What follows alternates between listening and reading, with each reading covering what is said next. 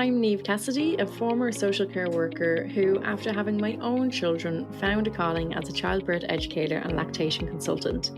Back when I started this journey, I faced the same challenges many of you might be experiencing right now, struggling to get enough clients to make my business viable long term. I knew in my heart that I had the skills and knowledge to make a difference, but the thought of marketing and selling left me feeling a bit uneasy. I didn't want to compromise my authenticity and values just to attract clients. I invested in trainings and mentorships, and I tried various strategies that I learned, but it often felt like I couldn't implement a lot of it because what I was being taught didn't match my values as a birth and postpartum worker. That's when I decided to take matters into my own hand. I embarked on a mission to learn, to experiment, and to find ethical and authentic ways to share my expertise, support my clients, and build a sustainable practice. Today, I'm proud to say that I run a thriving private practice, and I'm here to share my insights with all of you to help you to do the same. Join me on this journey as I help you bridge the gap between your passion for supporting new parents and the success you deserve. Together, we'll discover the power of ethical, authentic, and effective approaches, not only to make a living, but also to make a positive impact in the world of birth and postnatal care.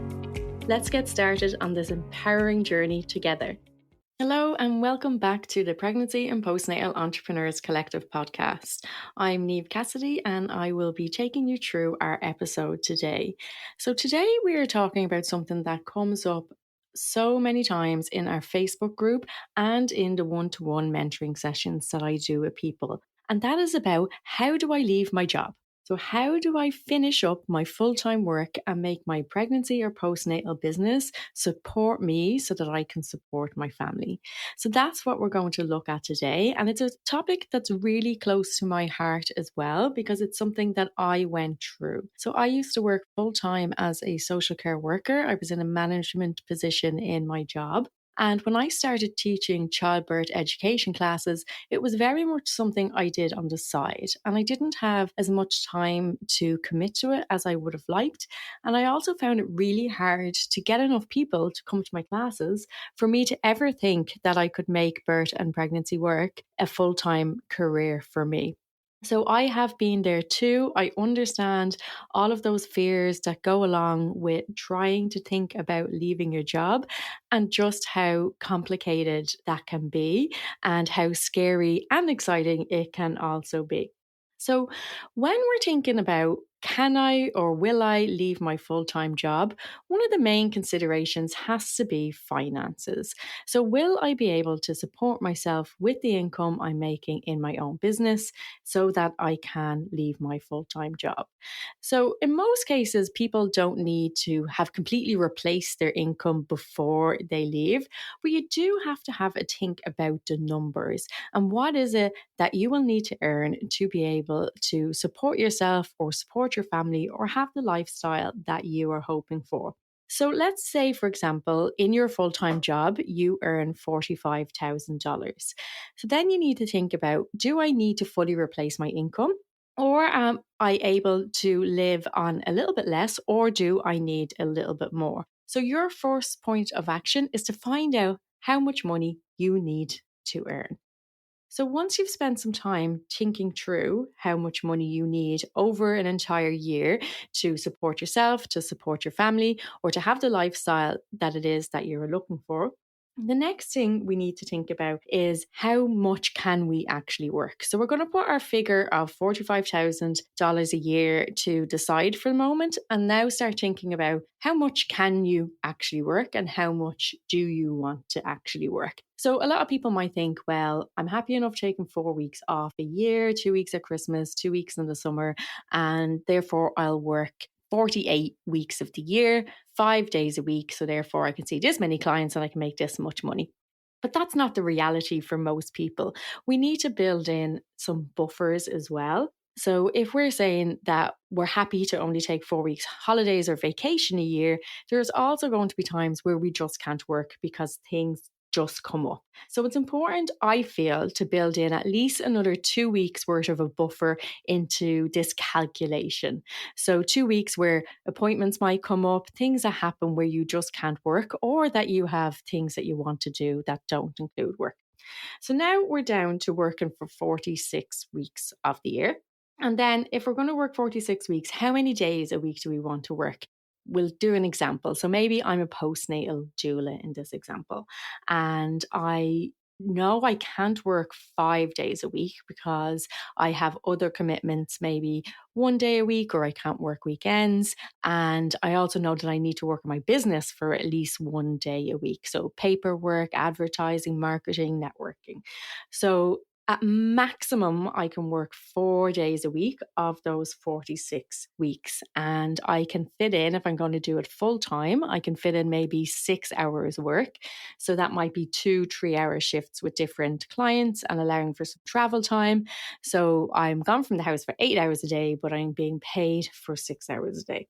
In this calculation, then, we've got I'm working for 6 hours a day and I'm going to work 4 days a week. So that gives me 24 hours a week to get paid. I'm going to work 46 weeks of the year, and that leaves me with 1,104 hours a year that I can work, which is amazing. That sounds really, really good, right? So let's have a think about, so we know we can work now 1,104 hours a year, but let's have a think about how much we earn during that, or what we charge. How much is it that we charge, and therefore how much can we earn during that time? As a postnatal doula in this example, let's imagine that my current fee is $30 per hour. That seems to be a typical enough fee. So if I am earning $30 an hour for 1,104 hours a year, that means overall I will earn about $33,000 a year. In my full-time job, I'm currently earning $45,000 a year. So now I need to think about, well, what can I actually manage on?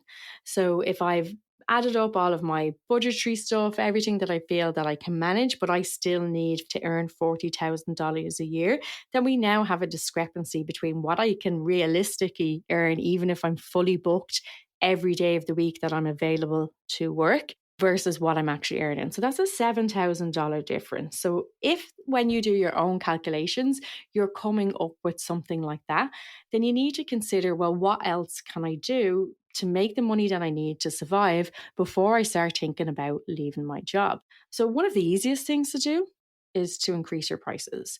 So by increasing your prices on every hour that you work, it can be much easier to bring up that total. So let's say, for example, instead of charging $30 an hour, I decided to charge 40, and I'm going to work the exact same number of hours a year. And now I have fully replaced my income almost with $44,000 a year. So pricing can be really important when we're thinking about leaving our full-time jobs. And do we need to look at premium pricing so that we can replace our income and also give us a little bit of a buffer if we need to take additional time off to what we thought that we might need? Another way to look at it, if you feel that your prices are already at the highest that is currently acceptable for you, is to say, well, what else can I add in? Is there any way for me to add in other streams of income that aren't going to mean that I need to work more hours? Some income streams that pregnancy and postnatal workers might add into their services might be around creating digital courses or digital products that once they're created, people can pay and download, and they don't take up any more hours in the day. So digital products, digital courses are another way to earn an income when you are thinking about leaving your job. When you add up those hours versus what I'm getting paid, if it's not making ends meet, then you can think about adding some digital products into your offering. And that's something that you can start before you leave your job so that you can get really set up and have an idea about how well those products are working. Once you have a good idea about finances and where you're going with your finances and what you need to think about leaving your job, then the next part is to set a date. So to give yourself a date sometime in the future where you are aiming for to leave that job. Now, I don't suggest that 2 weeks notice. We're not going to tell your employer just yet. You're setting a date for yourself. So you're going to choose a time that you think is reasonable sometime in the future where you will be ready to leave your job, and then give your full focus to your business. Try not to make it too short, but also try not to make it too long. You need enough time that you can fully figure all of this out and that you can start to build your business a little bit more, which we'll talk about shortly. But you also don't want to say, okay, I'm going to leave my job in 2 years, because that goal is very, very far away and it's very hard to keep motivated. If you're already thinking about leaving your job to do this full time or to do it as many hours as you wish to do, then set a date, maybe 6 months in the future, or pick something that works for you where you're considering that's the day I'm going to leave my job. And then think about what notice requirements you have and count back the 2 weeks or the month or whatever notice requirements you have for when you're actually going to hand in your notice. I didn't do it this way. I'm not going to lie. This is not how I did it. What I did is that I took a contract job and I spent a lot longer exiting my full-time work. So what happened for me is I had a full-time permanent job. I quite enjoyed my job, very much so. I was well regarded. I had a lot of flexibility, and it was really, really hard for me to think about leaving that job and going out on my own. So I decided to kind of take a sidestep. And what I did is I took a 1 year contract with another company, knowing that when that contract was over, I wasn't going to have a job anymore and I was going to have to work for myself or get a new job. So that's another way to do it if you do need a little bit more of a buffer or you want to push it out a little bit longer. But I don't necessarily recommend taking as long to do it as I did, because it was very long. And then I did take a slight extension onto that contract. So I was there a little bit longer than I had originally planned. But taking a contract made it very easy for me to leave in the end because the job was over, and it gave me the courage to then fully focus on my work as a childbirth educator and then as a lactation consultant as well. So you can use the time that you are still in full-time employment to start building your visibility and building your networks and building your client advocacy base, so that when you do make that transition, it's easier for you to get new clients. It can be really, really empowering to be at the place before you hand in your notice for work that you are turning away clients, where you were saying, I don't have the capacity because I work full time. I don't have the capacity to take on any more clients than I already have. But you're already at that point where more people want to work with you. So we're going to do this through increasing your visibility. So creating a really strong online and in-person networking while juggling your full-time job can be difficult. So it's important to kind of focus on it. Give yourself a couple of hours a week where this is what you are going to do, so that when it comes to handing in your notice, you're going to feel a little bit more confident about doing that. So there's a couple of ways to really, really maximize that. One is social media. And I know a lot of people are anxious about social media, or they dislike social media, or they're just not sure about it. But the reality is, if you are a new provider, social media is probably one of the easiest ways for you to get out there and to get known and to have clients wanting to work with you. So a consistent presence on social media is really important. I find at the moment, and it's coming towards the end of 2023 when this is being recorded, that Instagram is still the best platform when targeting pregnant families or postnatal families. That people who are having babies, they tend to be on Instagram. I do think some of that is moving to TikTok, and then there's a different way to work on Facebook around it. But if you're going to pick one platform, if you're working full time, you probably only have the time to focus on one platform. Then my suggestion right now would be Instagram. But if you're listening to this maybe in 2024 or later and things have changed, if there is a better platform, then pick that one and go all in. But I do feel that focusing on one platform is much more beneficial than trying to be everywhere all at the same time, while also trying to work and look after your family and do everything else that it is that you need to do. So, some tips for your social media, whatever platform you choose. The first one is consistency. So, having a consistent presence. If you can post every single day, that is preferable. But if you can't, even 3 times a week is enough to get some level of consistency for your posts in your feed. Getting on your stories every day or as many days a week as possible is also really, really helpful. The great things about stories is you don't have to create content. All you have to do is turn on your camera and start talking, or use a picture of something that you've taken that day and add some text to it about what it was about and what it meant for you, because we're going to try and use our stories to help people get to know us. So our posts, our feed posts can be a lot more informational. They can be helpful content or whatever it is that you feel that your client base resonate with. But then you're going to use your stories for people to get to know you. People buy from people. And so allowing people to get to know you, into your world, a little bit more about who's behind the profile, about your daily life, whatever it might be, just giving them a glimpse into your world. Because as we all know, when we're pregnant or when we have a new baby, we're in a really vulnerable time. And if we're going to invite someone into that space, then it's much easier to invite them in if we already feel like we know them a little bit, like if we already feel like we trust them a little bit. And we can do this really well through stories. The second part of building your visibility while you're still in full time employment is doing some networking with other local providers. So, anyone else who is providing a service to clients that you might like to work with, so with pregnant or postnatal families, building a network of support with other local providers is really, really helpful. What we know about getting clients is we can't get clients if nobody knows we exist. So we're going to use our social media so that people know that we exist. And then we're going to build our networks so that people know that we exist.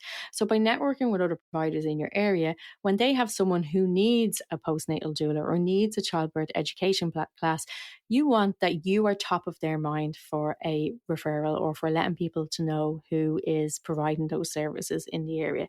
So this is something that can be done really easily while you're still working full time, and that is building your network. I do have another episode on networking, and there will be future ones on this as well because it's such an important topic. But building your network is really, really important.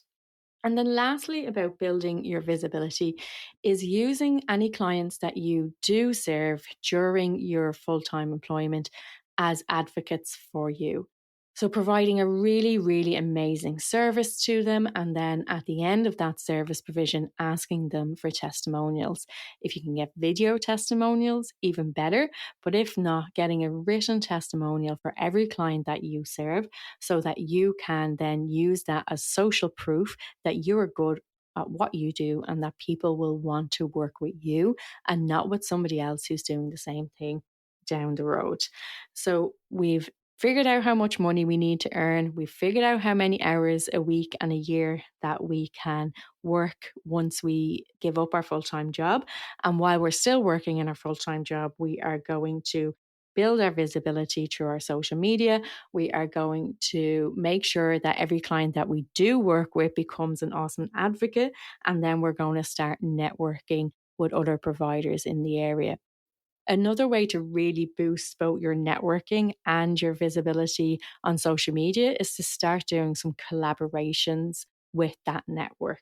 Running online classes together or doing Facebook or Instagram lives together, anything like that can really, really help boost your visibility in your local area and online. So working with somebody else who also has an audience gives you access to their audience too. This has been one of the biggest ways that I have grown my business. It has been through networking and collaborating with other providers. So many of my referrals come through other people rather than people finding me online or on social media at this stage. So a lot of my referrals now are coming from other providers, and you can do that by building really authentic relationships with other people, collaborating together and working together. So I hope this episode has given you some food for thought around that consideration and things that we need to think about if we are considering leaving our full-time job to dive into our pregnancy or postnatal work full-time. It's such an exciting thing to start thinking about if that is what you are hoping for, and the freedom of being able to work for yourself and being able to choose your own hours and being able to serve exactly who it is who you want to serve is absolutely amazing.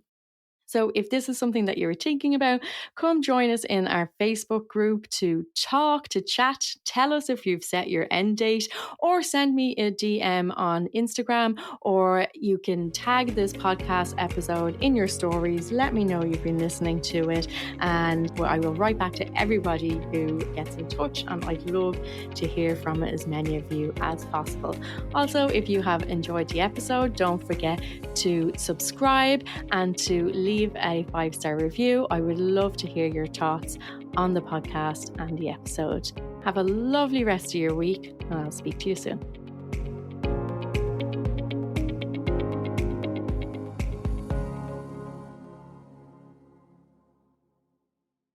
Don't forget to download your totally free copy of the Birth Workers Business Playbook, now available for a limited time only. So check out the show notes to get your link and get your copy.